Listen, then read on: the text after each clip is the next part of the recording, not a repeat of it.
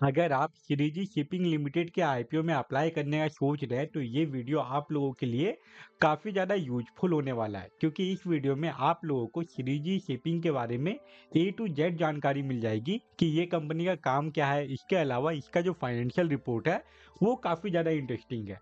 इसके हम लोगों को रेवेन्यू में ईयरली बेसिस पे गिरावट देखने को मिल रहा है, फिर भी ये कंपनी का जो नेट इनकम है वो ईयरली बेसिस पे लगातार ग्रो करते हुए जा रहा है। इसके पीछे का क्या वजह है एंड ओवरऑल ये आईपीओ लॉन्ग टर्म में एंड शॉर्ट टर्म में कैसा परफॉर्म करेगा, ये सारा इन्फॉर्मेशन आपको इसी वीडियो में मिल जाएगा। तो वीडियो को बिल्कुल भी स्किप मत कीजिएगा, वीडियो को कम्प्लीटली वॉच कीजिए। एंड अगर आप इस चैनल पे पहली बार आए हैं तो चैनल को भी सब्सक्राइब कर लीजिए, क्योंकि ये चैनल पे आपको time to time IPO and stock market के रिलेटेड अपडेटेड वीडियो मिलते रहेगा। तो चलिए अब वीडियो कंटिन्यू करते हैं। वीडियो में आगे बढ़ने से पहले हम लोग श्रीजी शिपिंग लिमिटेड के आईपीओ डिटेल के बारे में बात कर लेते हैं। तो यह आईपीओ का जो टोटल इशू साइज है ये 410 करोड़ से भी ज़्यादा का है, जिसमें कि कोई भी ऑफर फॉर सेल नहीं है, सारा का सारा फ्रेश इशू है।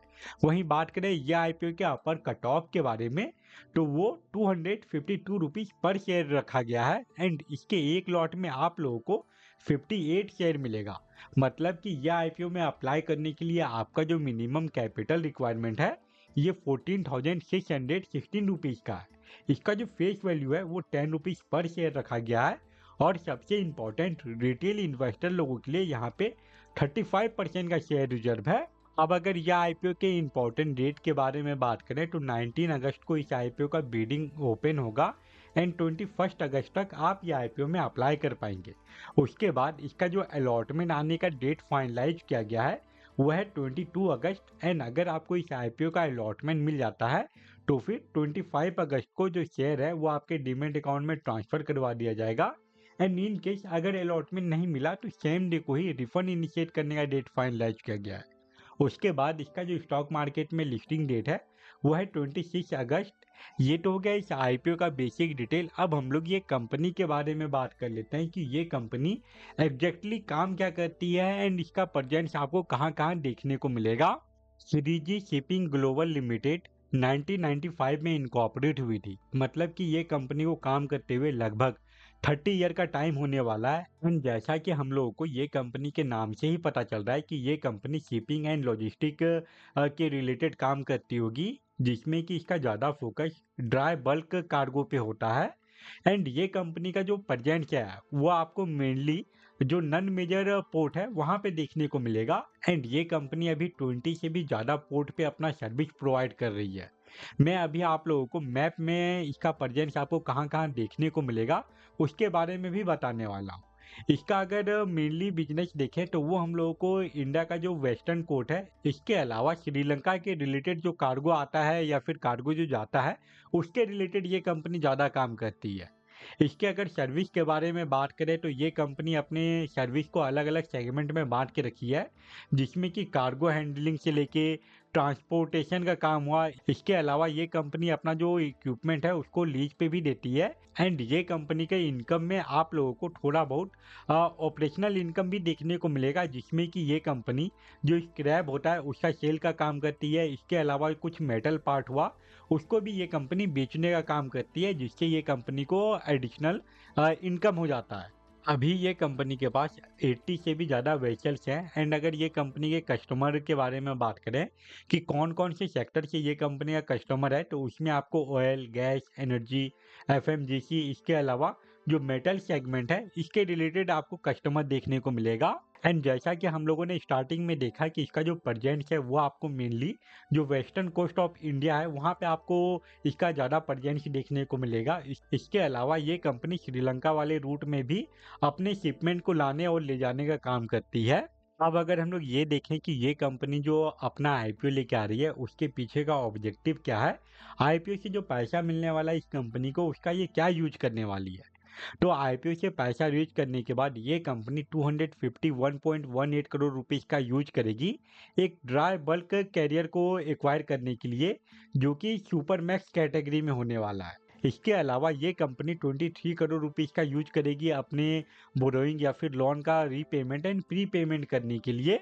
एंड जो बाकी का रिमेनिंग अमाउंट बचेगा वो मेनली जनरल कॉर्पोरेट पर्पस में जाने वाला है। ओवरऑल देखा जाए तो ये कंपनी आईपीओ से जो पैसा रेज करने वाली है उसमें से एक बड़ा हिस्सा ड्राई बल्क कैरियर को एक्वायर करने में जाने वाला है, जिससे ये कंपनी का फ्यूचर में बिजनेस इंक्रीज हो एंड ओवरऑल इसके नेट इनकम एंड रेवेन्यू में भी ग्रोथ देखने को मिले। रेवेन्यू एंड नेट इनकम के बारे में अगर हम लोग बात कर ही रहे हैं तो फिर अब हम लोग इसका जो सबसे इम्पोर्टेंट पार्ट है वीडियो का, जो कि इसका फाइनेंशियल परफॉर्मेंस है, वो भी देख लेते हैं। एंड श्रीजी शिपिंग लिमिटेड का जो फाइनेंशियल परफॉर्मेंस है इसका डाटा काफ़ी ज़्यादा इंटरेस्टिंग है।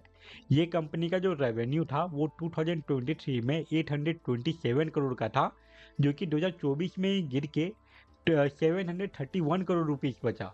इसके अलावा 2024 से 2025 के बीच में भी हम लोगों को इसका जो रेवेन्यू है इसमें हम लोगों को गिरावट देखने को मिला है। एंड अभी का जो इसका रेवेन्यू है वो 607.61 करोड़ का बचा है। बट वहीं अगर हम लोग ये कंपनी के नेट इनकम के बारे में बात करें तो यहाँ पे हम लोगों को ईयरली बेसिस पे लगातार ग्रोथ ही देखने को मिल रहा है। 2023 में ये कंपनी का जो नेट इनकम है ये 119 करोड़ से भी कम का था, जो कि अभी इंक्रीज होके 141 करोड़ से भी ऊपर पहुंच चुका है। एंड लगातार ये कंपनी के नेट इनकम में जो ग्रोथ आ रहा है उसके पीछे का जो वजह है वो है इसका profit after tax margin. Yearly basis पे लगातार ये कंपनी के प्रॉफिट आफ्टर टैक्स मार्जिन में भी इंक्रीमेंट देखने को मिला है। दैट्स वाई भले ही ये कंपनी का जो रेवेन्यू है वो ईयरली बेसिस पे गिर रहा है, फिर भी जो इसका नेट इनकम है वो अपने आप को मेंटेन करके रखा है। हर एक साल इसका जो नेट इनकम है वो इंक्रीज होके आ रहा है।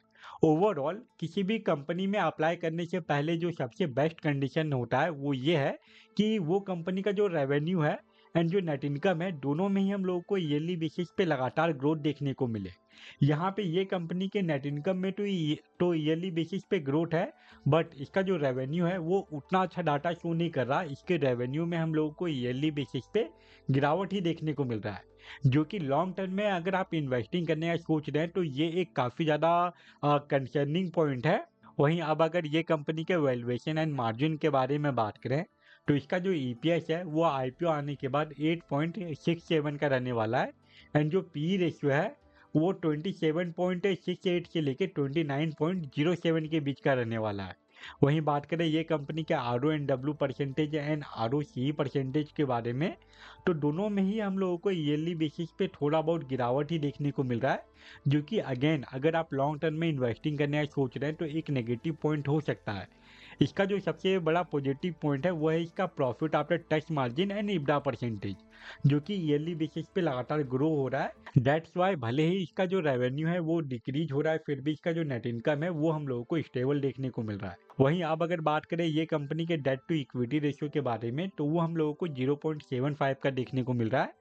ओवरऑल ये कंपनी का अभी तक हम लोग जितना भी डाटा देखे, चाहे वो इसका फाइनेंशियल रिपोर्ट हो या फिर वैल्यूएशन एंड मार्जिन हो, वो सब को देखते हुए लॉन्ग टर्म में अप्लाई करने के लिए ये आईपीओ 50-50 ही लग रहा है, क्योंकि इसका जो फाइनेंशियल परफॉर्मेंस है इसके अलावा जो इसका R O N W percentage या फिर आर ओ सी परसेंटेज का जो डाटा है वो हम लोगों को उतना अच्छा देखने को नहीं मिल रहा है। उसमें ईयरली बेसिस पे लगातार गिरावट है। दैट्स वाई लॉन्ग टर्म में इन्वेस्टिंग करने के लिए ये आईपीओ उतना सही नहीं लग रहा। बट वहीं बात करें शॉर्ट टर्म के बारे में, मतलब कि वैसे इन्वेस्टर के बारे में जो कि आईपीओ में सिर्फ और सिर्फ लिस्टिंग गेन के लिए ही अप्लाई करते हैं, तो उनके लिए सबसे ज़्यादा इंपॉर्टेंट हो जाता है किसी भी आईपीओ का जीएमपी। एंड फिलहाल ये आईपीओ का जीएमपी 29 रुपीज़ का है। जो इसका मैक्सिमम जीएमपी था वो 30 रुपीज़ का था। अगर मैक्सिमम जीएमपी परसेंटेज के बारे में बात करें तो वो हम लोगों को लगभग 12% के आसपास का देखने को मिल रहा था। एंड अगर ये आईपीओ जो अभी अपना जो एस्टिमेटेड लिस्टिंग प्राइस है, मतलब कि अगर ये आईपीओ स्टॉक मार्केट में 281 रुपीज़ पे लिस्ट हो जाता है तो वैसे कंडीशन में हर एक लॉट से आप लोगों को 1682 रुपीज़ तक का लिस्टिंग गेन देखने को मिलेगा। अभी ये आईपीओ के बिडिंग क्लोज होने में एंड लिस्टिंग होने में एक लंबा समय बाकी है, तो चांसेस है कि यह आईपीओ के जेएमपी में अभी हम लोगों को लगातार अप एंड डाउन देखने को मिले। इन केस अगर बिडिंग क्लोज होने से पहले इसका जो जीएमपी है वो 40% के अराउंड हो या फिर 40% के ऊपर हो, तभी ये आईपीओ में आपको एक अच्छा लिस्टिंग गेन देखने को मिलेगा। अदरवाइज ये आईपीओ आप लोगों को स्टॉक मार्केट में 252 रुपीज़ के आसपास ही लिस्ट होते हुए देखने को मिल जाएगा। तो ये था श्रीजी शिपिंग ग्लोबल लिमिटेड का detail analysis video. I hope आपके लिए ये वीडियो यूजफुल रहा होगा। एंड अगर आपको ये वीडियो यूजफुल लगा तो वीडियो को लाइक जरूर करें। इसके अलावा ऐसे ही स्टॉक मार्केट एंड आईपीओ के रिलेटेड रेगुलर अपडेटेड वीडियो पाने के लिए चैनल को भी सब्सक्राइब कर लीजिए। फिलहाल इस वीडियो को हम लोग यहीं पे एंड करते हैं। Thank you for watching this video.